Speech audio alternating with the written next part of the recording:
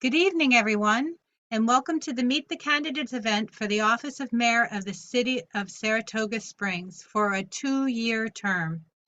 All candidates on the ballot were invited, and all are present. This event was organized by the League of Women Voters of Saratoga County. My name is Kathy Kobrick. I am a member of the League of Women Voters of Saratoga County. I live in the town of Malta, and I will be your moderator tonight. The League of Women Voters is a nonpartisan, volunteer political organization dedicated to the informed and responsible participation of citizens in government. The League never supports or opposes any political party or candidate. That has been our policy since 1920. Membership is open to anyone who is eligible to register and vote, so please consider joining our local league or your local league. Before we start, I want to remind the candidates and our audience that the recording taken tonight is the property of the League and can only be used by the League or licensed media according to the FCC regulations. This event will be posted in its entirety. It may not be used by the candidates except to post a link to the complete recording. We do not make this request lightly. We have had recent experiences where candidates or their supporters have used portions of our recording or an audience member's own recording against their opponents. As the League is a nonpartisan organization, use of the recording by one candidate specifically against another candidate is in contradiction of our purpose. Additionally, this behavior would discredit us with candidates, making it difficult for us to sponsor future forums. All candidates participating in this forum have pledged that they will abide by our policy.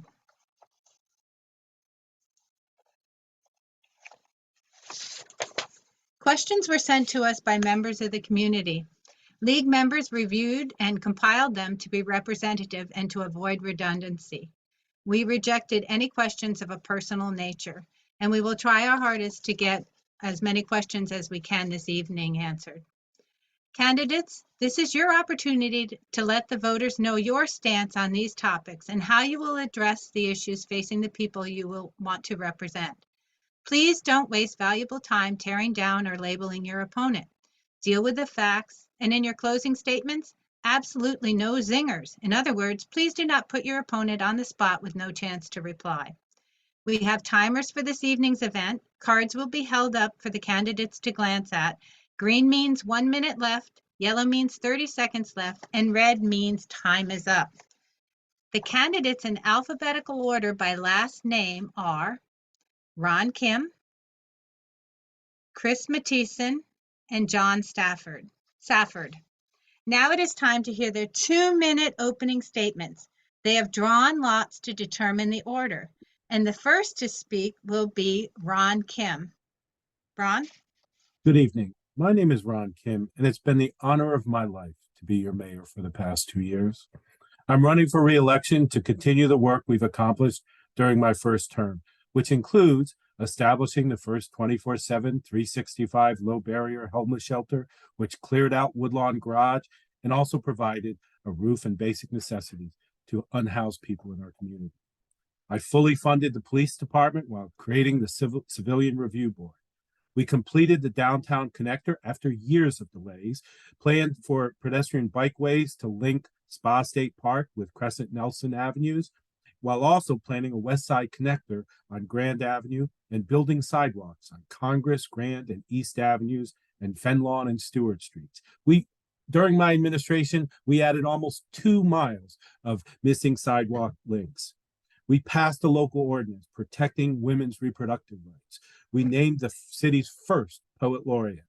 We obtained a state grant, which will assess how we can minimize our carbon footprint throughout our city's operations. We advanced 3 affordable housing projects on the south side, west side, and in the downtown core. We completely refurbished the East Side Skate Park, opened the destination playground at Veterans Park on the west side. We refurbished the waterfront park, and we installed a new all-sport court at the rec center.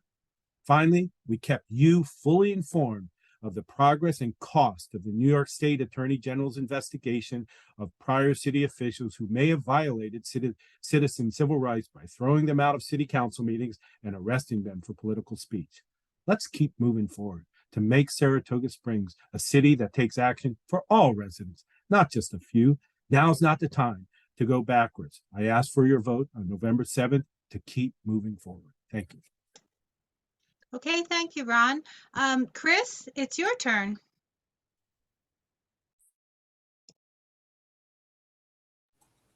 Okay, I will unmute. Thank you to the League of Women Voters for hosting another debate. I'm Dr. Chris Mathiesen, a retired dentist who's been a part of this community since I was 3 years old. I attended local parochial schools, graduated from the St. Peter's Academy in '68, went on to Boston College, then Fairleigh Dickinson University School of Dentistry. I returned to my hometown to practice my profession and to raise my family. My wife, Fran, and I raised our 5 children here, and we now have 6 grandchildren. I know the city well, and I continue to love living here. I gained great appreciation for the importance of planning and zoning for our well-respected comprehensive plan as I served for 7 years on the Zoning Board of Appeals, 2 years as chair. I served on the City Council for 6 years as Commissioner of Public Safety. Contrary to outrageous distortions by Mr. Kim, we had a very successful, productive record during that time. I worked continuously to represent the best interests of our community, and we did so without the turmoil and disruption that has characterized Mr. Kim's tenure as mayor. My goals as mayor include continuing to Pardon me, we're not going to talk about your opponent. My goals as mayor include continuing to improve pedestrian and bicycle access throughout our city, especially the outer west side where I live, controlling the growth of short-term rentals in residential neighborhoods, conducting frequent public forums to improve transparency and communication with our citizens, and restoring order and respect during city council meetings and throughout City Hall. There will be no temper tantrums. We will have progress without the unprecedented chaos that we have seen recently. We will strive to undo the damage that's been done to our city's reputation by the outrageous description of our city as having a history of racism and hate. Thank you. Okay, thank you, Chris. John, it's your turn.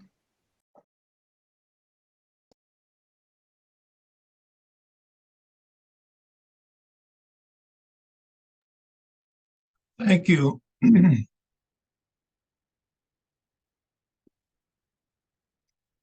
Good evening. My name is John Safford. I'm a U.S. Army veteran, a computer programmer and business owner, a 20-year professional managing agent, and the Veterans Chairman for the Saratoga Wilton Elks for the last 7 years. My wife of 50 plus years, Irene, and I have lived in Saratoga Springs for over 24 years. And tonight I am humbly asking for your vote for Mayor of Saratoga Springs. When I announced my candidacy months ago, I laid out how I would be different from the current administration. I said this: in deference to Ron's volatility, I will be professional. In deference to Ron's reprisals against employees who disagree with him, I will be thoughtful. In deference to Ron Kim's weakness as chairman of the council meetings, I will be firm and fair and friendly to all participants. In deference to Ron's anger, I will be kind. Since I said those words, nothing has changed, but rather things have gotten worse. We've seen videos and audios, and the city has lost its insurance, and that can be laid directly at Ron's feet. The city of Saratoga Springs is blessed with one of the most successful social and business networking infrastructures in the country. In between the downtown business community and county social services lies the Chamber of Commerce, Saratoga Hospital, SPAC, Racetrack, Skidmore, Yaddo, and the casino, and hundreds of thriving small businesses and not-for-profit enterprises that form the bedrock of this wonderful little city in the country. I want to keep it that way. I care deeply about our city, and I care deeply about those who call Saratoga Springs home. I will be the mayor who gets our city back on track. Thank you so much for having me tonight. Thank you to the League of Women Voters for the opportunity to bring these issues to light in a fair and level playing field in this debate. Thank you. Thank you. Thank you. I want to remind all the candidates that we're not going to attack each other. So let's get that straight. And I will probably maybe have to mute if that continues. Now it's time for our questions. Candidates, you have up to 1.5 minutes to respond to questions. You are not required to respond. You may pass if you wish. You have 2 opportunities during the question and answer session to request an additional 1 minute to either add to your response or to respond to something another candidate has said. Just hold up your hand and say extra minute, and I will acknowledge your request. You can't do that while someone's talking, though. You need to wait until they're done. The timers and I will keep track of the number of extra minutes used, so you can only use 2. And questions will be alternatively directed to candidates so that each one gets a chance to respond first.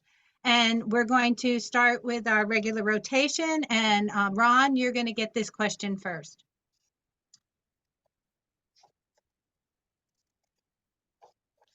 How should Airbnb and other short-term rentals be regulated for safety, tax revenue, and preservation of neighborhoods? Should there be limits on rentals in each neighborhood?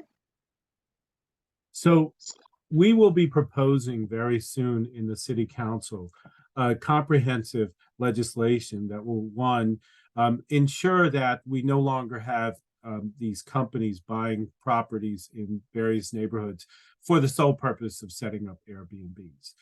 We will do that through essentially requiring residents. We will license only residents for Airbnbs.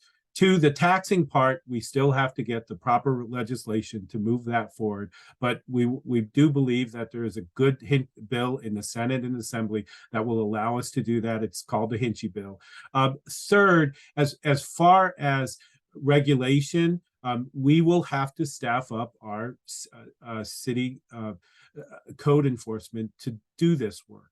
But because there's approximately 2,500 residents right now that we believe are listed on various Airbnb social media platforms. But we can get this done. We can do this. We can raise the taxes. We can raise the tax revenue. But also, more importantly, we can make sure it's safe for visitors, it's safe for our residents, and also alleviate residents who basically are dealing with these Airbnbs that are solely in their neighborhood for rental during the season and even off season. We'll be able to do this. I'm confident. We've been able to do many things in our administration. We'll get this done.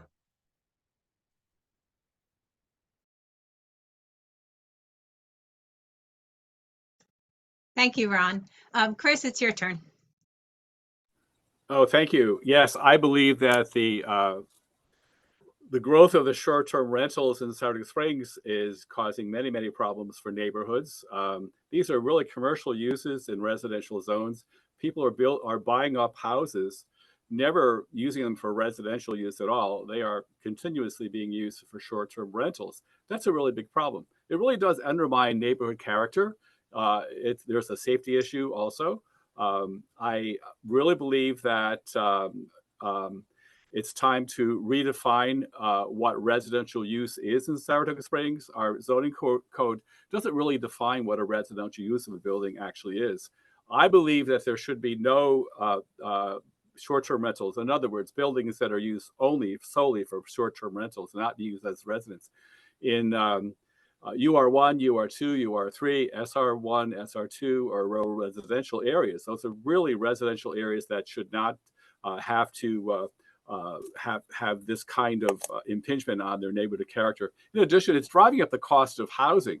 It's becoming more difficult for families who want to move into Saratoga to be able to do so when the prices are being driven up by people who are buying these very profitable buildings and initiating their very, very profitable enterprises, but at the expense of those neighborhoods. So I'm hoping that we can redefine residential use and put an end to this. Thank you.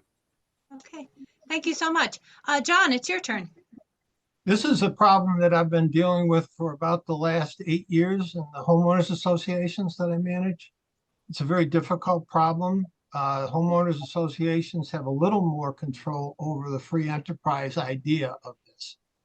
But I definitely agree with some of the other things.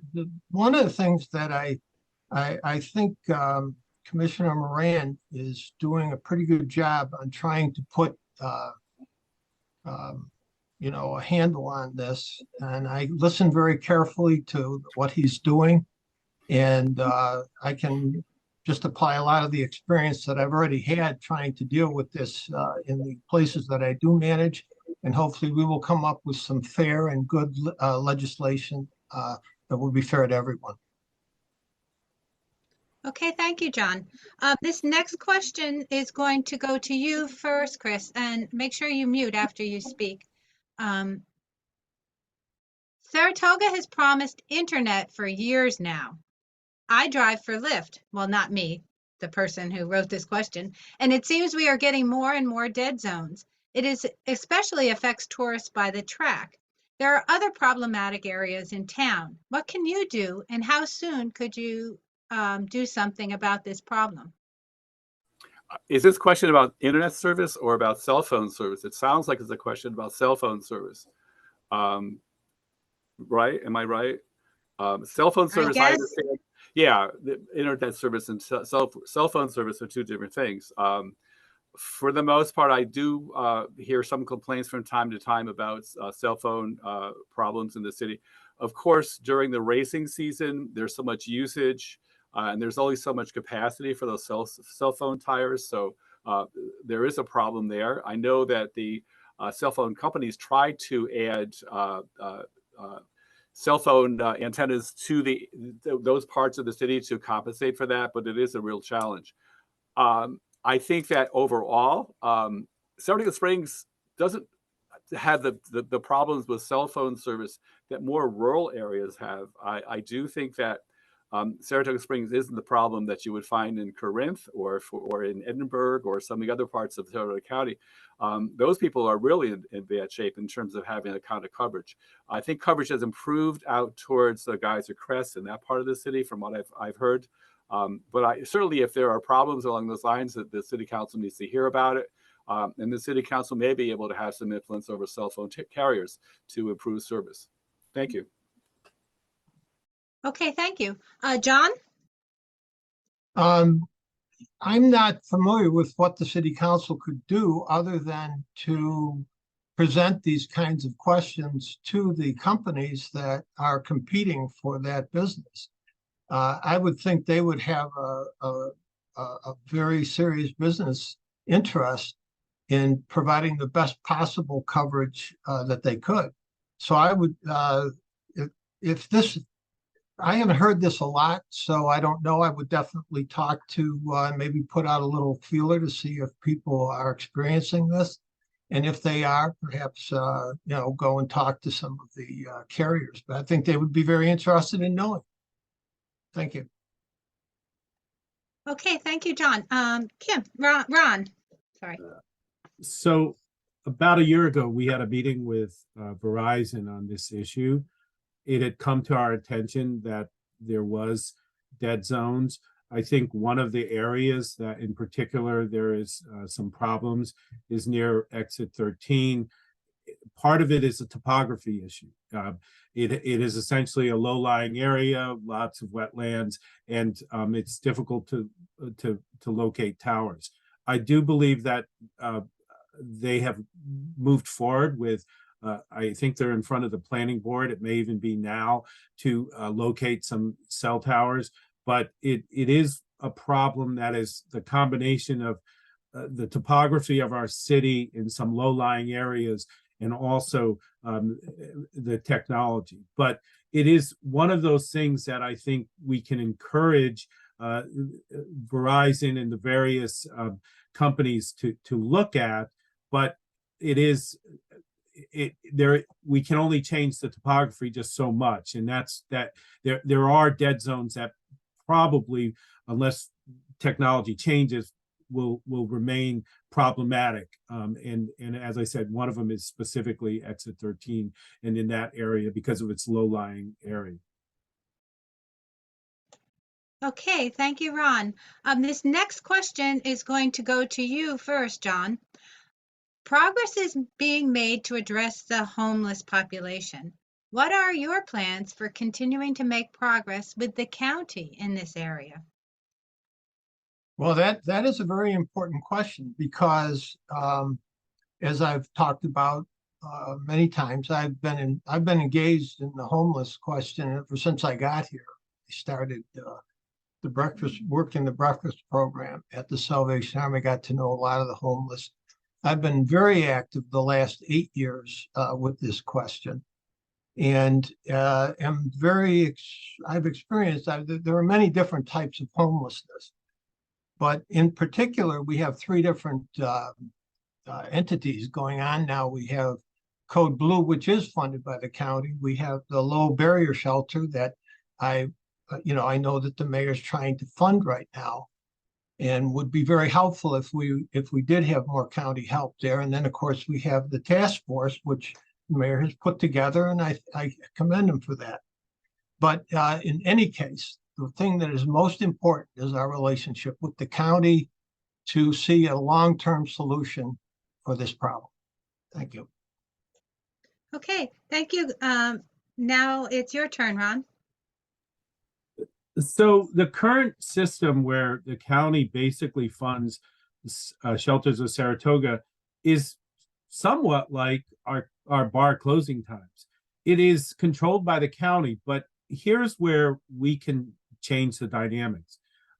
I want to, in my second term, approach the legislature to consider changing who that pass-through goes. So in other words, to describe it, right now, monies from the state goes straight to the counties to fund Shelters of Saratoga and essentially provide for the homeless. There's nothing to say that that legislation cannot be changed at the state level to allow certain cities like Saratoga Springs, who have the bulk, basically have the homeless population in our community, that we receive that money instead. So in my second term, we'll be approaching the legislature, Kerry Warner and our Senator Tedesco, to look at whether or not this is a way that we can change the dynamics. Because right now, going hat in hand to the county has not worked for many, many years. It just simply hasn't worked, and yet we still have the homeless problem. So the city has stepped up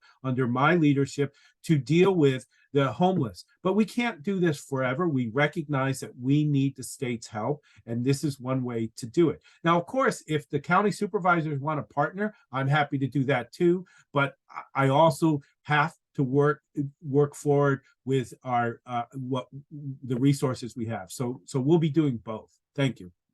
Thank you. And last, it's for you, Chris. Thank you. Well, this is a tragic thing to see what's happened in our city with the number of people who have come into our city. I think that we need to have a better handle on who these people are, where they're from, what their problems are. There are a lot of people with mental health issues. There are a lot of people with problems with alcohol and drugs, et cetera, et cetera. And they are in a very, very tough situation. They're not making good choices for themselves. The low barrier shelter that we have is a good temporary solution. I couldn't agree more. We certainly need to thank the Monachios and Meg Kelly for all the work they did to make that possible. But that's not the long-term solution. We need support from the federal government, the state government, the county government. We need lots of help from social services. We need to have a better understanding of what the needs really are. We need to have a better understanding of what types of facilities we would have to provide in order to accommodate these individuals with their problems. Sadly, we've had experiences in our family with people who are very much in the same predicament, and so we understand how helpless their families feel. It's a tragic thing, and the city needs to do what it can, but the city can't afford to fund the services that these people need solely. We really need the help from the other forms of government. Thank you. Okay, thank you, Chris. This question is going to go to you now, Ron. First, a budget increase of 6% is proposed. Do you agree with this?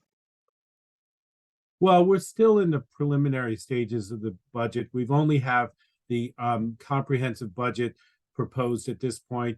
I know Commissioner Sangvi will be rolling out her amended budget.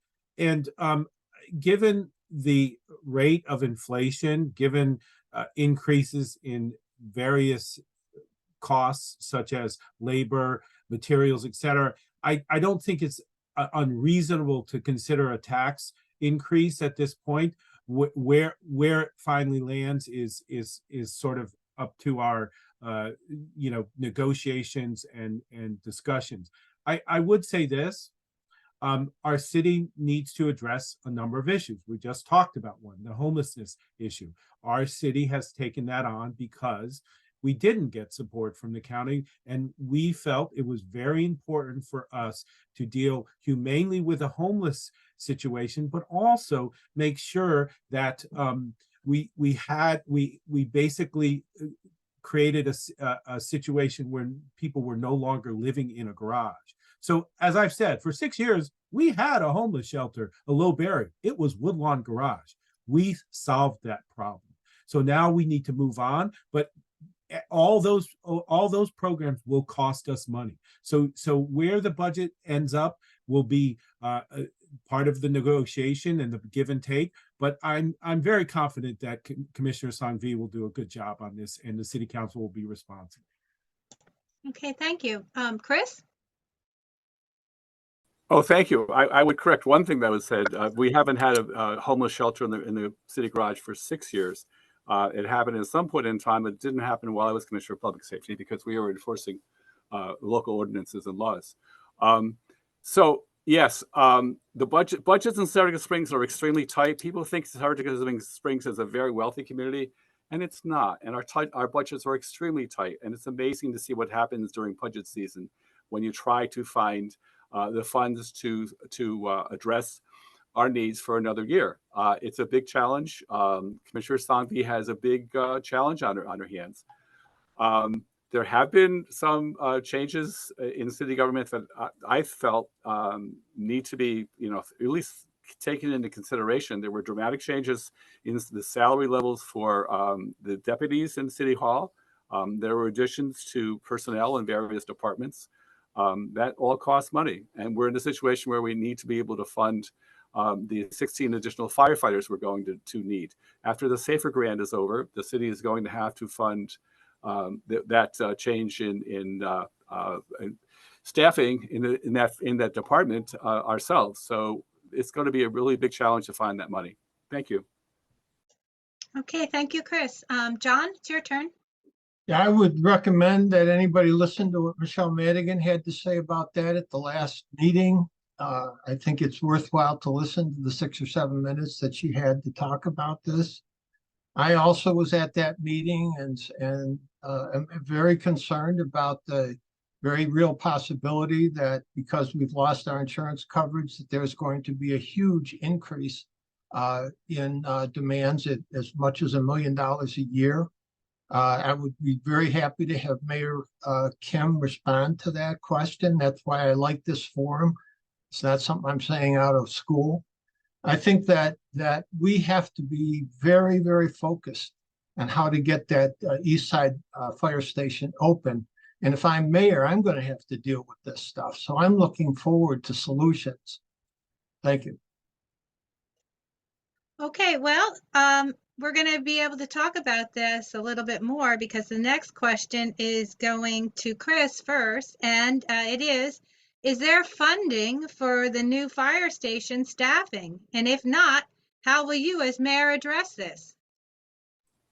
Well, thankfully, as mayor, I don't have to address it. It's for the commissioner of public safety. I'm just kidding. The entire council needs to address it, and absolutely, the safety and the response times for the entire city is at risk here. And so, whatever we need to do to make sure that staffing is accomplished, we need to do it. Yes, that will entail a change in our tax rate. I don't know how you get around that. People in the Saratoga Springs need to understand the value of the services they're getting from our police department and our paid fire department. Everyone in Saratoga Springs is so much safer because we have the firefighters who are so well trained and so well cross trained. They do paramedic duties and as well as the firefighting. They do ambulance transport. They do so many things for the city. But in the past, the problem has been that the Eastern Plateau has not been well served and the far eastern parts of the city. It took too long to get there. So we do have the station. We need to do the staffing, and we need to find the funds to make sure that it's staffed properly. We had a different scenario than what's been proposed now in terms of staffing, but again, the city council seems to be going with the request for 4-man engines, so I think we have to abide by that. Thank you. Okay, thank you, Chris. John? Yeah, I agree with Chris 100% on that. The planning, the original planning was to have less staff, and what's really coming out is how our firefighters need to be safe. They need to have 4 people on a truck, and this is just coming to the fore right now. So in order to provide those services to the Eastern Plateau, we need to address this question of income. And right now we're operating on some grants, and there has to be a serious way of looking, as Chris has just said, and I agree with what Chris has done, but that, this is something that we have to solve. And I will look forward to finding ways to do this. Thank you. Okay, thank you, John. Ron? So, like a lot of issues, this has gotten somewhat simplified. Here's, in fact, what is going on. Currently, the new firefighters that we have graduated from the fire academy are now in paramedic school. They will continue to be in paramedic school until June. So they're not available for minimum man shifts at all. Those firefighters that will be basically have been added to our staff essentially won't be available to staff the 3rd fire station until June. So between now and June, the only way that we can staff the 3rd fire station, which by the way is not completed yet because we need to get a certificate of occupancy from New York State, OGS. So until then, we would basically be using our existing firefighters on overtime. That's the expense. Now, we do still have the SAFER grant that is for 3 years. Also, and this has been little noticed, Mathiesen and John, our Commissioner of Finance, has been very prudent, and she put an assignment up, I think it was 4 or 5 meetings ago, to slowly put some money away to save for even when the SAFER grant runs out. So we are making prudent plans to pay for this, but in the short term, we do have this issue of how we are going to pay on overtime. Thank you. Okay, and Chris is going to use his red card, so he gets another minute. Are you ready, timer? Okay, go ahead, Chris. Thank you. Regarding that, regarding the 3rd fire station, what I would like to see, frankly, is to see that fire station staff sooner rather than later. In fact, it would be better to take the firefighters out of the Lake Avenue station and put them in the Henning Road station. From Henning Road and West Avenue, from both those stations, they have very good access to the core of the city, but you would also be able to access and provide services for the far eastern part of Saratoga Springs. So until the firefighters get out of their training programs, I think we should consider staffing 2 fire stations, the one in Henning Road, the new one, and the one in West Avenue, and pull the firefighters out of Lake Avenue until staffing for Lake Avenue can resume. Thank you. Okay, thank you. This question is going to go to John first. How do you plan to restore civility, efficiency, order, and respect to public city hall meetings with regard to citizen input? Well, all right. So this is what I'm running on primarily.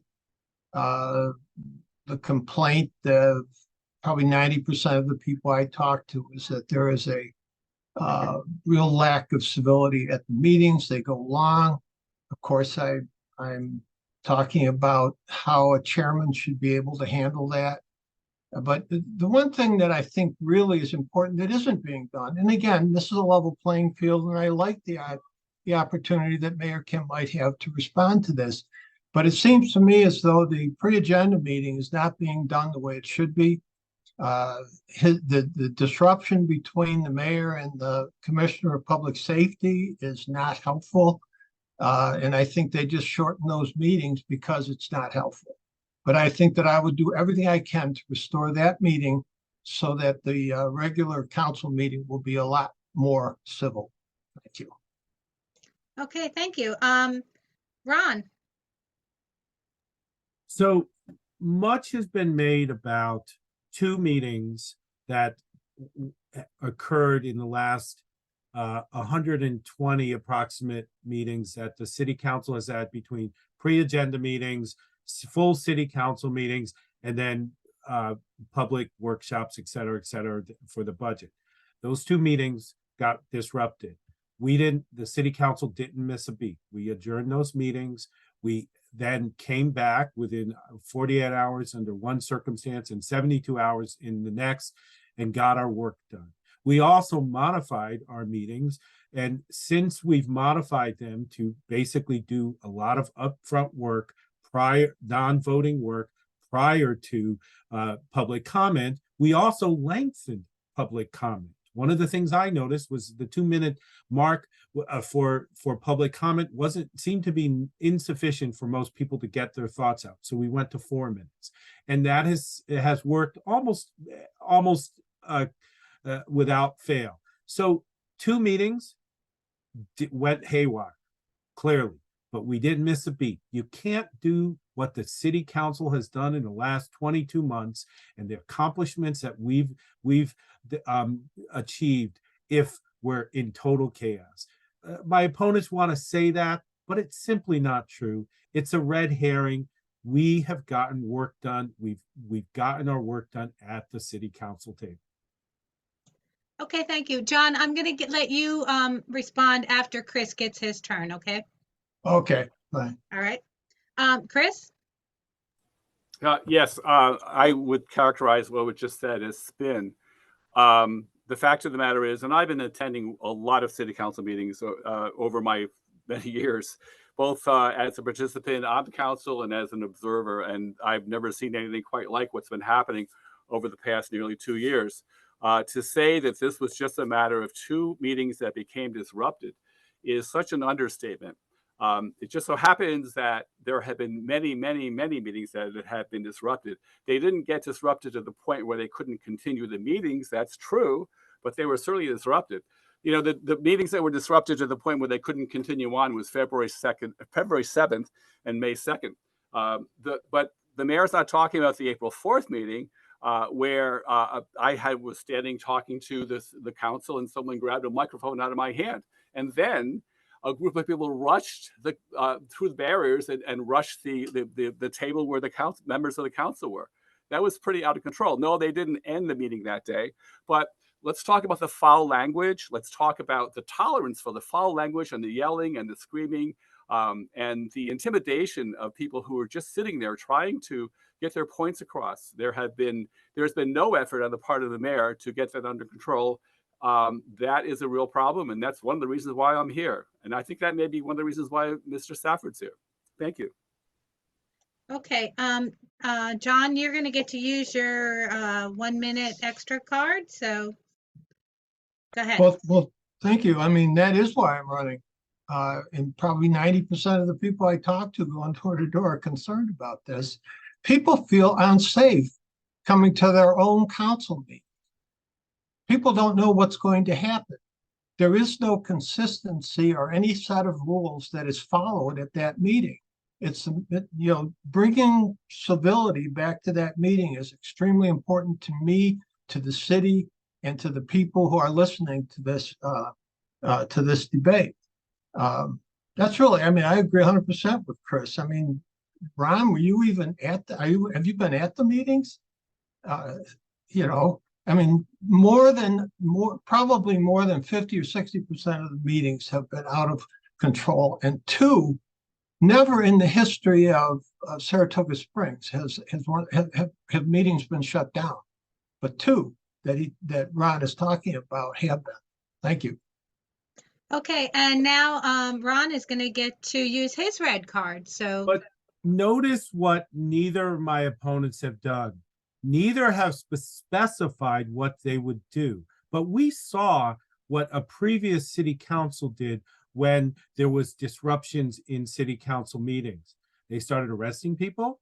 They started throwing them out. And here's what happens when that you get this bill. This is the bill from the AG's investigation. $114,000 that we have spent on litigation costs. That fee is still going up. It is still not done. We still in fact, my deputy just emailed me and this afternoon and said we got more bills from the attorneys. That fee is what happens when we start throwing people out, when we start arresting them because we don't like what they say. So what I've attempted to do is allow people to speak their mind. I don't want to, because this is your money, folks. This is what they're going to charge for the next attorney general's investigation if they start throwing people out. Thank you. Okay, are we ready to move on to the next question? All right, this is going to go to Ron first. What can you do to reduce the late night problems on Caroline Street and keep it from spilling into surrounding areas? Well, I supported a resolution that would have effectively closed them at 2:00 through city action. One of the things that we recognized when we got into office was that there were some cities that had effectively, without county permission, had been able to do this. There's a couple ways to do it. One is through simple zoning code changes. If you essentially say that nobody can be in a place of business after, no more than 6 people can be in a place of business after 2:00, and that's an appropriate zoning code violation rule, you could effectively do it. I supported that. Our city council wanted to go another way to have deliberations with the businesses and see if they could come up with a system. And that as what we've seen is actually things seem to have calmed down on Caroline Street. I still believe that 2:00 is plenty of time. If the county would do this for us, I would certainly support it. If not, again, this may be one of those areas where we seek legislative changes at the state so that the cities can deal with this. I've spoken to a number of mayors. Mayor Sheehan has the same issue in her city because the county doesn't want to close all the bars at 2:00 because that means Colony and Latham, et cetera. So it is a problem, but we believe we've had a constructive response to it. Thank you. Chris? Yes, hi. This was one of the issues that I ran on in 2011. I actually started going down to Caroline Street. I would get up at 2:45 in the morning and go down to Caroline Street and watch to see in person what was actually happening. And I was appalled. I kept going weekend after weekend because I could not believe what I was seeing. I couldn't believe that was happening in our city.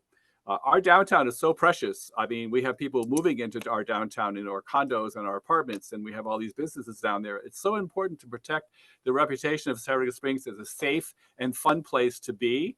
And what happens on Caroline Street jeopardizes that.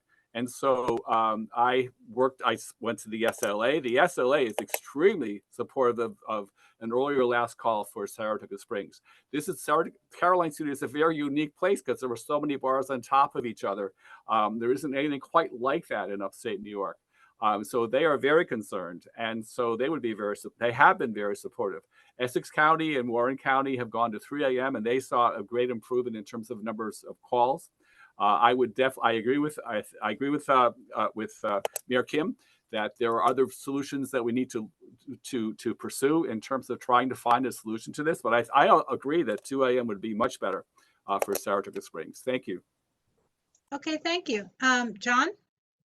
The one thing that I do talk about here is if anything is going to be done about it, we have to have a good relationship with the county in order to do it. It's very apparent to everyone that that's something that would be needed and something I could do. I have been talking to a number of the bar owners about this, and it seems like there's only a couple of bars that remain open after 2 right now. And also the organization has kind of come about as a result of these problems of bar owners, is also working very hard to address these problems. But the one thing that would have to take place is a much better relationship with the county if we were to do something like this. Okay, thank you. We're going to move on to the next question. Chris, you're going to get it first. Should the city consider hiring a professional city manager to manage day-to-day operations, which would allow the commissioners to focus on policy? Well, thank you. This is something that's come up now. I guess 2 of the charter change proposals included having a city manager, and both times this was voted down. And there seems to be a sense among our citizens that that is something that they do not approve of. I think their sense is that their feeling is that they would lose control over our city, over city government, if you had a city manager running things. So I don't think it's necessary. I was in City Hall for 6 years, and all those years on the ZBA too. I was very familiar with what happens behind the scenes. We have so many really, really capable people working in City Hall and working in city government. I don't think we really need a city manager. I think what we do need is to make sure that we have an atmosphere where all the departments can work in a cohesive manner, in a cooperative manner. Sometimes we do, and sometimes we don't. And so I think whatever we can do to make sure that all the departments are working together for a common purpose is most important. Thank you. Okay, thank you very much. John? When I introduce myself, I'm a managing agent, a professional managing agent. I'm basically a city manager for a lot of homeowner. I mean, that's what my job is to do exactly what a city manager does. So, and I've sat through 2 sessions of these, change boards that have been trying to change the charter. And I'm somewhat biased to a city manager simply because I know it can work. I know the problems that it can have. I'm glad it hasn't been changed at this point. If it came up again, I would still think that a city manager might work well at some point. But at this point, the people have spoken very clearly. They want to keep our current charter. So I certainly would support that. Okay, thank you. Ron? I wouldn't support a city manager for the reason that it is very expensive to have a city manager. When we were discussing charter change, when I led the last charter change, we talked to the International City Management Association, which is essentially the trade association, and they were saying that the minimum salary for a city our size was about between $250,000 and $300,000, and I don't see that our city would accept that. Here's the other reason that I don't believe a city manager makes sense. The allocation of tax dollars is ultimately a political decision. Politics is part of that decision. It can't help but be that part.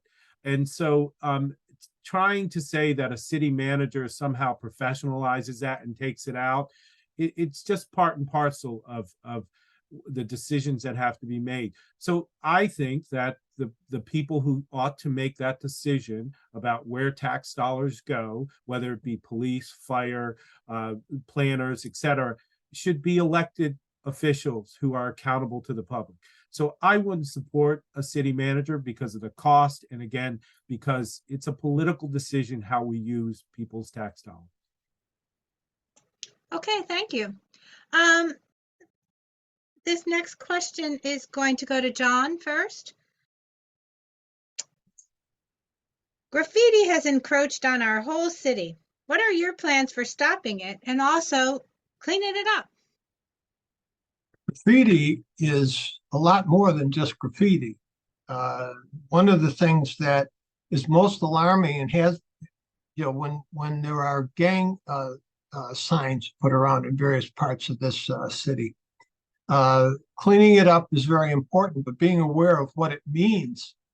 Now I'm talking about the fact that crime especially more serious crime, has gone up dramatically in the last couple of years.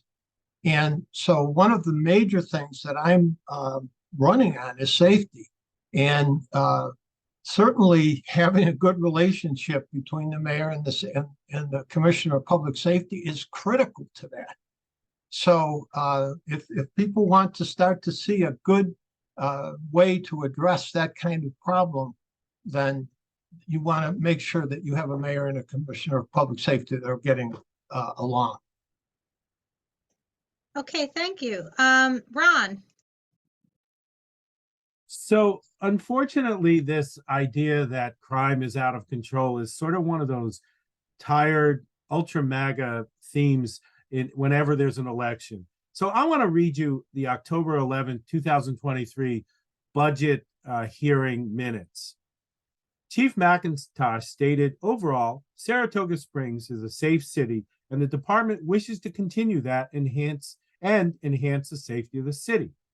Commissioner Moran asked, quote, would you characterize us as in the middle of an unprecedented crime wave? Chief McIntosh stated he would not categorize the city in that manner. So our own chief doesn't think we're in an unprecedented crime wave. Why is this sudden trope of ultra MAGA trying to run and basically run on the basic instinct of scaring people when there's no reason to be scared? It's really sad that that's what we have resorted to in this campaign. And but as our own chief says, that is not what's going on in Saratoga Springs. Thank you. Okay, Chris, the question is about graffiti. Okay, graffiti. Actually, it's true what John is saying. I didn't realize at one point in time that some of the graffiti was being left by gangs, and it basically they're marking their territory, which is something that's concerning. But somehow this evolved. So yes, we need to clean up graffiti. Somehow this evolved into crime. No, Saratoga Springs does not have a high crime rate.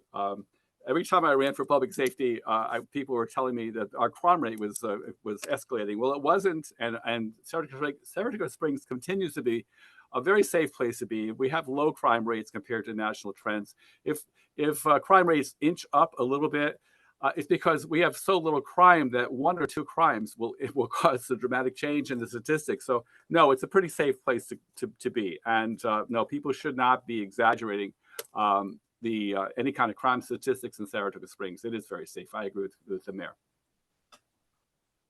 Okay, thank you. This next question is going to go to Ron first. Would you be in favor of installing parking meters on roadway and some of the side streets to help limit parked cars and allow more access to local businesses? So paid parking has undergone a revolution. You can get apps that will allow you to basically pay for your parking spot. So we're not also talking about the old days of those ugly meters where you threw coins in. If you and here's the other part. If you go to any other city in the capital region, the streets are paid parking.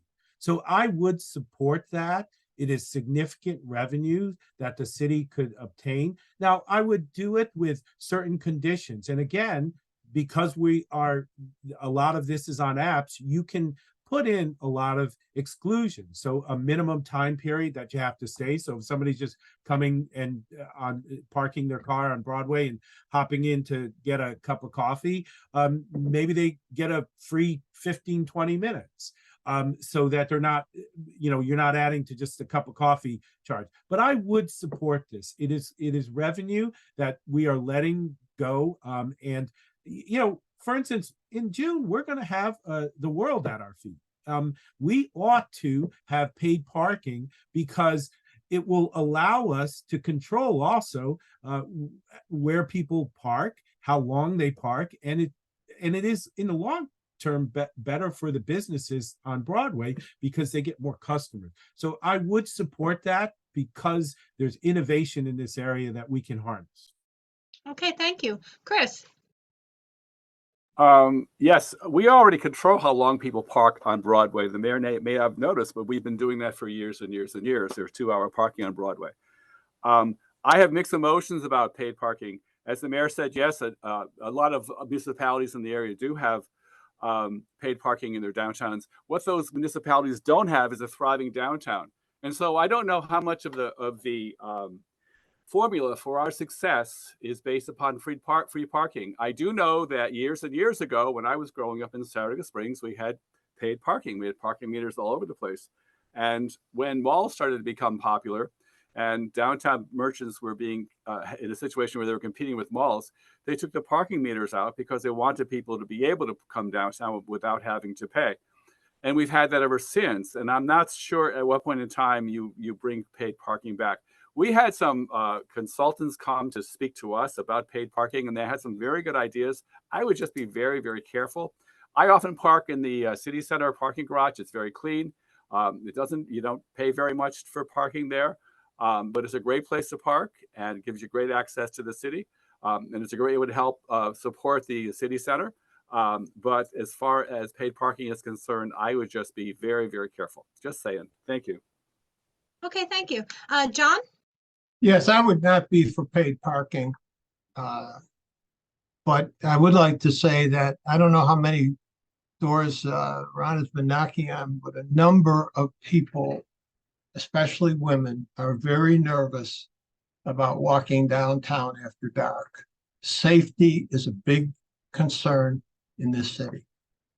Thank you. I think we're out of time, so we're going to move on to your closing statements. It's 8:26, so if we're going to finish up by 8:30, that's it. So we're going to move on to closing statements, and you will have 1 minute for your closing statement. And Ron, you're going to go first. Thank you to the League of Women Voters for hosting this event. Since April, I've walked almost every district of this city. In fact, I've hit about 1,500 doors, and I've been privileged to speak to many Saratogians. It has given me a chance to hear what's on their minds. People truly love our city. They're very proud of Saratoga Springs. People want a positive vision of our city. They don't want false information and fear-mongering about crime waves that don't exist. They want solutions to our city's challenges, not criticism, condemnation, and complaints. Finally, people want to be heard. They want to be listened to. They don't want to be barred from meetings or arrested simply because they want to speak their opinion. Tonight, you've heard my plan to continue moving the city forward, not backwards. You've heard what I've done and what I plan to do in a second term. A positive vision that rebuilds trust in our community, protects our local democracy, and makes sure we continue to build a safe, vibrant city that works for everybody. A positive vision that moves the city forward, not backward. I ask for your vote on November 7th. Okay, thank you. Chris, it's your turn. Well, thank you to everybody for being so polite tonight. All my fellow candidates, as well as everybody from the League of Women Voters. Mr. Kim would like us to believe that we will go backwards if his tenure as mayor ends. Nothing could be further from the truth. We can have progress without chaos. Words matter, temperament matters, judgment matters. I believe that a knowledgeable, even-tempered, experienced person should be serving as mayor. And you can find me on row E, 1 Saratoga, Chris Mathiesen. Thank you. Okay, thank you. John? All right. Thank you again for giving me the opportunity to speak tonight. We had a critical juncture in our city this November, and I know that the voters of Saratoga Springs know this as well. We need someone who will lead by example and someone who understands the city doesn't just need but deserves a government who works for them. I want to express my heartfelt gratitude to every voter who's ever penned a ballot for me. I'm asking you to trust me one more time. We cannot go another 2 years of chaotic and inappropriate meetings.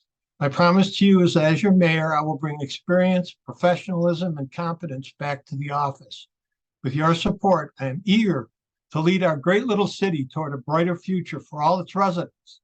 So let us look forward to the 7th day in November 2023, when together we will make history by electing John Safford, the 23rd mayor of Saratoga Springs. And please keep in mind that early in-person voting starts Saturday and runs through November 5th. Thank you. Okay, thank you. You stole part of my thunder. Don't forget to vote. Early voting starts Saturday, October 28th, and it runs to Sunday, November 5th. You can find your early voting site and hours by calling the Board of Elections of Saratoga County. Election day is Tuesday, November 7th, and the polls will be open from 6 a.m. to 9 p.m. I want to thank you, candidates, for attending this event and helping to educate the voters on what you do in your term, your 2-year term as mayor if you are elected. And I want to thank the audience for taking the time to learn about the candidates. Good evening, and thank you all.